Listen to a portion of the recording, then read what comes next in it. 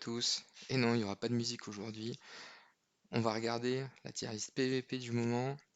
On va comparer ce qui doit l'être, donc les héros avec les empreintes. Les héros sans empreinte à l'heure actuelle ne sont pas viables dans les hautes sphères PVP. La seule exception faite, c'est Crous. On verra pourquoi. La prochaine évolution de cette tier list, ça sera certainement à la fin du mois avec Asmodel du vide et éventuellement une refonte de Tussi. Et maintenant, on va voir chaque héros pour voir ce qu'il peut apporter au méta. On va démarrer avec Queen, la faction des Transcendés. Donc les Transcendés ont été créés pour être plus puissants que les autres.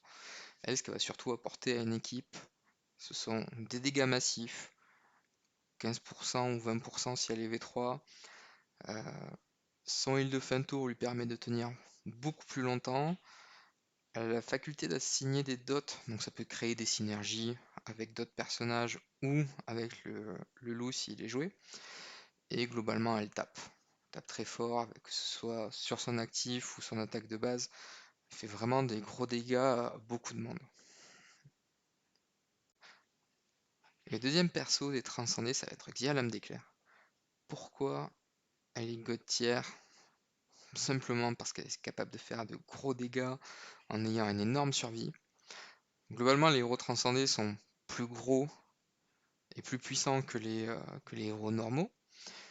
Ils ont très souvent 50% de vie en plus, 30-40% d'attaque en plus. Leur skill via les empreintes leur permet d'avoir une très grande versatilité, qui a la particularité de pouvoir bloquer et esquiver à 100% une attaque, ce qui est non négligeable surtout quand on connaît les séquences des équipes qu'on va affronter. On va être capable aussi de pouvoir contrer une Xia avec sa propre Xia. Donc ça c'est vraiment très très intéressant. C'est pas un personnage qu'on va conseiller pour un premier héros transcendé. Elle va apporter moins de, moins de choses à l'équipe qu'une Queen par exemple, parce qu'elle est vraiment faite pour être jouée toute seule. Elle peut bénéficier de synergie d'équipe, mais elle ne va pas sublimer une équipe. Retour maintenant sur les persos réguliers ou non transcendés. Sherlock est un des meilleurs à l'heure actuelle. Alors, d'une part par son contrôle, c'est-à-dire que le fait de rendre en colombe un héros, à l'heure actuelle, c'est pas trop joué, enfin c'est pas trop monté dans les guild tech, ce qui fait qu'il est capable, par rapport aux autres contrôles, d'en mettre davantage, et surtout, il a une très très forte survivabilité grâce à son swap d'HP qui intervient assez tard dans la partie et joué avec des artefacts comme Boule d'Augustus amélioré ou Splendid MSS, ça le rend très très difficile à tuer. Donc voilà. Surtout dès qu'il passe V3 en fait, il va consommer beaucoup moins de cartes, donc il va être encore plus long à tuer, ce qui lui permet de retourner énormément de combats en fait. Ensuite on a le petit troll Force 6. Donc lui ce qu'il a surtout changé, c'est qu'il a fait chuter drastiquement beaucoup de personnages. En fait le fait de sanctionner un buff dans une équipe, ça a changé la manière de concevoir son équipe, c'est-à-dire qu'on ne peut plus s'appuyer sur des héros tels que Rogan comme on le faisait avant, parce que si on n'est pas capable de tuer Force avant qu'il pose une malédiction, on s'expose à une grosse sanction. Typiquement, toutes les équipes qui jouaient 2, 3, voire 4 Rogan, en fait, dès que Force passe sa malédiction, c'est la sanction directe dès le tour 2, on perd la moitié de l'équipe et on n'a plus qu'à remballer. Son autre particularité, si la partie dure trop, il va aussi permettre de réduire le niveau de vie global des adversaires, et ça c'est encore un plus, ce qui fait qu'on aura moins de dégâts à faire, sachant que les dégâts vont avoir tendance à augmenter au fil du temps. Et on passe maintenant sur Kari, sortie il y a un an, elle a chamboulé le méta. Sa mécanique de drainer l'énergie et donc d'empêcher les actifs a été infâme pendant plusieurs mois. Là, elle a commencé à disparaître. Disparaître est un bien grand mot, c'est-à-dire que avant on avait des équipes 3-4 carry qui régner plus ou moins de manière incontrôlée sur le top des arènes. Avec la sortie de Russell qui a réussi à repousser Carry et d'autres persos avec des gros passifs tels que Sherlock, Tix, éventuellement Ignis de temps en temps, euh, a fait en sorte que Carry soit moins viable en multiple. L'avoir en une fois, c'est toujours intéressant pour entraîner de la disrupt, surtout que maintenant il y a beaucoup de setup énergie feed qui ont vu le jour avec l'avènement de tous les événements qui nous donnent des coffres artefacts. Il est devenu très facile pour les gros joueurs d'aller chercher leurs 8 Demon Bell, de sorte à pouvoir les mettre sur les 3 persos les plus rapides et donc donner un ulti au tour 1. Et pour commencer sur le tiers B, on a Tix. Alors ça peut surprendre, il n'avait pas forcément été identifié comme très percutant en PvP. Ce qui se passe, c'est que avec les empreintes, il reste viable quoi qu'il arrive. D'une part, parce qu'il est capable de voler beaucoup d'attaques et donc de venir faire beaucoup de dégâts derrière. Et surtout, il va pouvoir venir, en fait, hypothétiquement, diviser par 3 l'attaque d'un héros en face et multiplier la sienne par 3 grâce à son passif. Et c'est ça aussi qui fait son intérêt, c'est-à-dire pouvoir sanctionner l'équipe adverse avec un passif, c'est-à-dire faire en sorte qu'ils font moins d'attaques, et en plus, une fois qu'il meurt, n'est pas fini, c'est-à-dire que toute l'attaque qu'il a volée, il va continuer à la retourner contre l'équipe, grâce à sa malédiction. Rogan, c'est un peu le gros perdant du Noël 2020 et de la sortie de Fortis. C'est-à-dire qu'avant, on en voulait toujours un de plus que son adversaire pour être plus rapide et donc avoir l'initiative dans le combat. Maintenant, c'est un héros qui est capable de tuer ses adversaires. Ça explique un peu pourquoi il est passé des premiers rangs vers un rang un peu plus intermédiaire. Il n'empêche qu'en soi, il reste fort. Il est capable de donner plus de dégâts, de donner du heal à son équipe. Mais la contrepartie Force 6, qui a tendance à être très jouée, le rend peu viable maintenant. Il y a beaucoup de serveurs qui ont vu disparaître Rogan du jour au lendemain, juste parce qu'on ne peut pas se permettre de perdre parce qu'on joue un héros en fait. Amenra fait un petit comeback depuis la sortie des héros transcendés. Euh, Elle était tombée dans le fond des abysses du PvP à cause de Kari, qui l'empêchait d'être réellement utile. Amenra est un héros qui nécessite de faire des actifs pour protéger son équipe. Mais grâce à son passif et à sa malédiction, ça lui permet de revenir. En fait, l'idée c'est que protéger son équipe c'est bien, mais pouvoir tuer un transcendé avec une attaque basique, ça c'est vraiment mieux. Et c'est ce qu'elle fait très bien en fait avec SFX. L'idée c'est que à partir du moment où une SFX est passée au-delà de V2, la malédiction d'Amenra va tellement l'impacter que dès qu'elle va se heal, en fait, la malédiction va la tuer instantanément. Et c'est pour ça qu'on voit revenir Amenra de plus en plus. C'est juste parce que c'est un contre naturel à SFX et qu'en plus, elle permet une grande résilience de son équipe. Drake, quant à lui, a fait pas mal de déçus à sa sortie. C'est-à-dire qu'il était quasiment pas jouable en PvP. L'événement s'est terminé, puis ils ont, ils ont fait une mise à jour qui l'a rendu jouable, voire même très jouable. Donc de base, c'est un assassin donc, qui va tirer 2 fois plus de passifs de Rogan. Et surtout, il permet de focus des héros qui ont le moins de vie. Ou en tout cas, un héros qui a le moins de vie en face, en lui enlevant son armure. Donc ça, c'est un gros plus, ça permet de s'assurer, quoi qu'il arrive, que le héros le plus faible va prendre encore plus de dégâts, donc mourir plus vite. Donc il est vraiment dans ce rôle d'assassin où il permet de retirer un héros en face. Idéalement sur un tour, ce qui veut dire qu'avec Rogan et SFX dans une équipe, le héros qui aura le moins de vie va prendre 8 à 10 coups par tour, sans armure, donc il aura très peu de défense. Ça permet aussi de passer au travers d'un Bending Wheel. Voilà. C'est surtout pour ça que Drake va être joué, pas forcément pour son actif qui est capé à 4000% de son attaque et sa marque. Ça veut dire que globalement, euh, ça va pas rajouter énormément de dégâts. Et pour finir sur le tier B, il y a Ida. Depuis sa release, elle a été très forte. Elle a, à son époque, chamboulé le méta, c'est-à-dire qu'elle a rendu Valkyrie obsolète, qui était quand même le perso god tier de l'époque. Sa particularité, c'est que plus elle dure dans la partie, plus elle va venir grinder les persos en fin de tour. Ça, c'est la particularité de son passif. Et son actif, en plus de ça, va rajouter une marque qui va faire sauter en général un quart de la vie. Ça veut dire qu'en fait, plus le temps passe et moins il y a d'options. Et en fait, c'est pour ça qu'on la joue généralement vie et réduction de dégâts, pour avoir une espèce de clock sur la partie à dire bah, si tu n'es pas capable de me tuer, je finirai par t'achever, même à petit feu, ça sera douloureux, long et pénible, mais c'est à ça qu'elle sert. Et pour ouvrir le tier C, Horus. Ça peut paraître très surprenant de le voir aussi haut dans une tier list.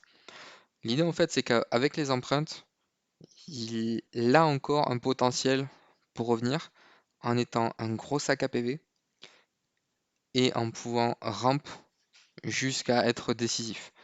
Donc là, dans un méta qui joue pas mal de burst, où les combats vont peut-être finir en 2-3 tours, il a peut-être pas encore sa place. L'idée, c'est de pouvoir construire une team totalement défensive autour de lui. Peut-être une team totalement troll, à base de double Tara, Livia, peut-être Sherlock, Horus. Quelque chose qui permette de tenir sur la durée et de venir, du coup, percuter l'équipe en face parce qu'elle n'arrive pas à transpercer les défenses de ceux qu'on a alignés. Penny, quant à elle, a été peut-être un peu décevante au niveau de ses empreintes. C'est-à-dire qu'elle n'est pas revenue à très haut niveau. Par contre, elle est toujours intéressante à jouer dans une certaine manière. C'est-à-dire que potentiellement, elle est capable de tuer une Xia ou un perso qui a trop de burst. D'ailleurs, on le voit dans le donjon d'Aspen. C'est-à-dire que dès qu'elle a sa roquette, elle est capable de renvoyer des dégâts. Et ça, par contre, ça peut sanctionner une équipe adverse.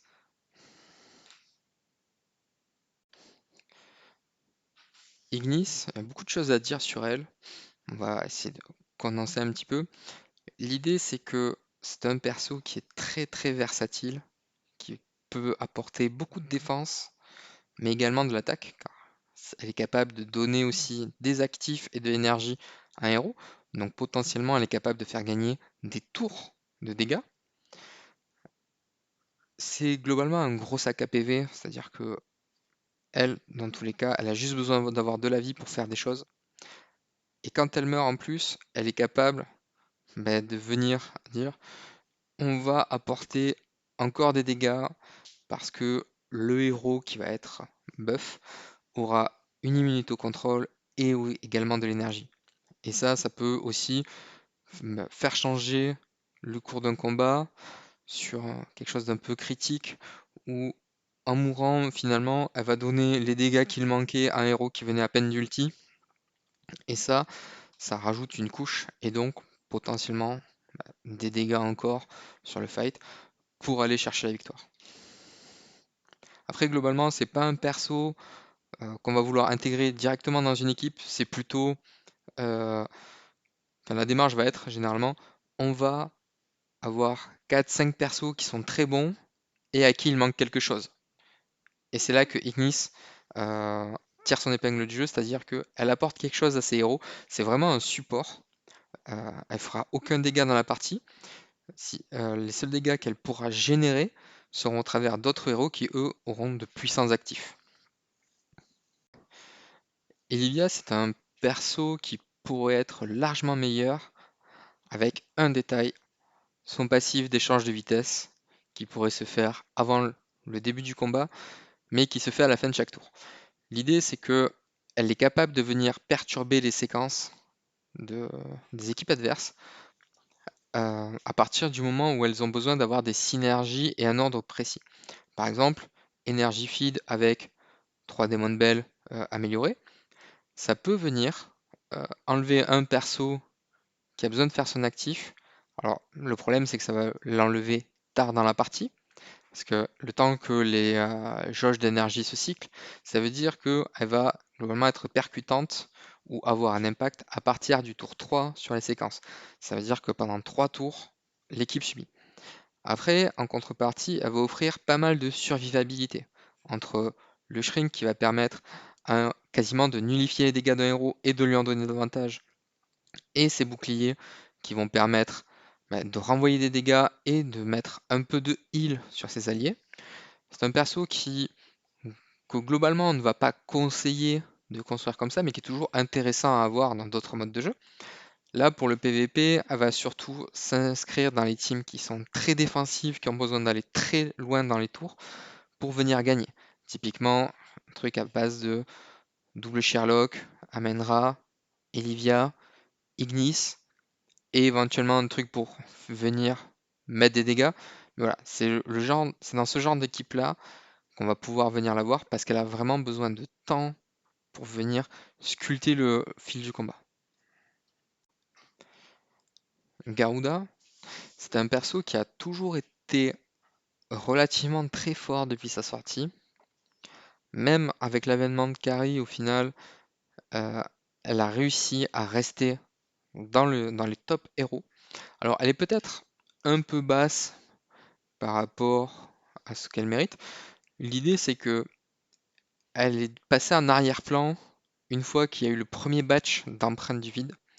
Et ça, c'est important, c'est-à-dire que un héros sans empreinte n'est plus viable ou ne pourra plus être joué sur le long terme. C'est ça qui a fait qu'elle a été un peu dénigrée par les joueurs.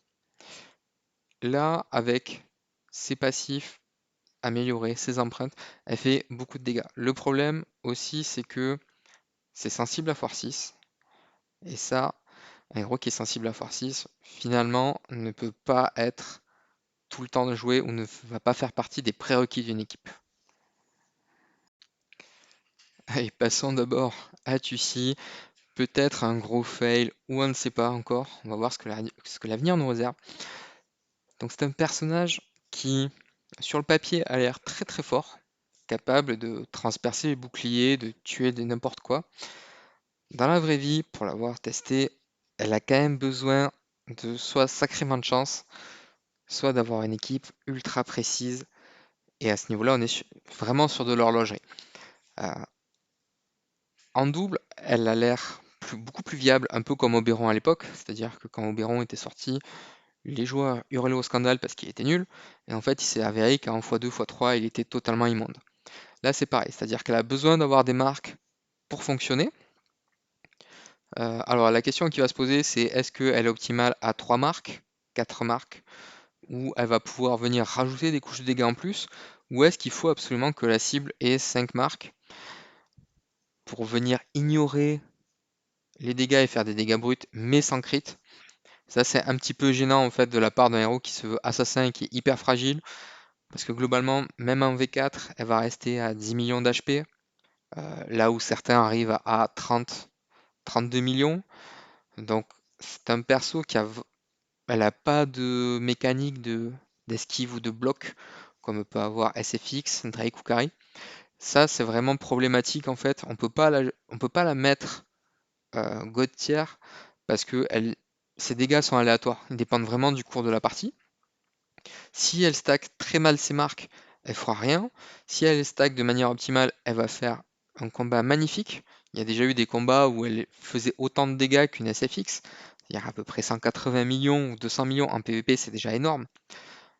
Là, le problème, c'est qu'on ne peut pas miser sur un personnage dont les résultats sont irréguliers ou trop aléatoires et qui dépendent vraiment de la séquence de jeu qui vont dépendre de si un perso meurt et qu'elle a stacké 4 marques dessus, c'est 4 marques qui ont été stackées dans le vent. Donc voilà, on peut pas pour l'instant la classer mieux que ça, elle n'est pas très jouée, éventuellement en double, elle pourra faire des résultats beaucoup plus réguliers. Ça, il faudra la tester quand on aura la possibilité de la voir davantage en double. Par contre, on est en mesure d'espérer un rework d'ici 2 jours à 3 semaines, ça va dépendre du calendrier de DH. Généralement, s'il y a un rework qui doit être fait, c'est à la fin de l'event Heroic Scroll. Ensuite, on a Russell. Donc, sa position dans la tier list a fait un peu polémique. L'idée, c'est que c'est un héros qui est sensible à Force 6 de base et qui met très longtemps avant d'être impactant dans la game. Alors, très longtemps, ça veut dire que, enfin, il fait son ulti soit au tour 2 si on l'a joué énergie, soit au tour 3 s'il n'y a pas de carry en face et que on a pu le jouer avec un vrai artefact, ou en tout cas quelque chose qui va favoriser ses dégâts. Je ne parle pas des setups énergie feed où il pourrait faire des choses dès le tour 2. Ça a été une grande équipe à un moment donné de jouer 3 Rogan, 3 Russell, avec des DB améliorés sur les Rogan et 3 Russell qui s'amusent à taper dès le tour 2. Le problème, c'est qu'une équipe comme ça décède instantanément sur Force 6 en fait. On a juste un héros à mettre et c'est gagné. Donc c'est un peu ça l'idée, c'est-à-dire que tant que le méta reste vraiment très rapide, il aura du mal à faire sa place et à s'opposer à des héros comme SFX ou Force, voire même Sherlock, qui sont capables de venir le titiller un petit peu sur la durée. Ensuite, on retrouve Tara qui au final est plutôt une bonne surprise avec ses empreintes. C'est un héros qui a déçu, on va dire, à sa sortie, qui a vite été abandonné pour le PVP parce qu'il fallait le jouer en plusieurs exemplaires et que c'était pas vraiment concluant. Là, globalement, 2 Tara V3, ça commence à faire le taf. Alors après, c'est toujours la même histoire, c'est est-ce que les Tara font le taf parce qu'ils sont opposés à des héros qui sont plus faibles en empreinte et donc eux sont mécaniquement supérieurs, donc vont avoir tendance à faire davantage de dégâts, ou est-ce que l'empreinte du vide améliore suffisamment le saut de lumière pour venir bloquer tous les héros qui maintenant ont beaucoup de passifs, parce qu'à l'époque quand il est sorti il y avait peu de passifs intéressants à venir bloquer.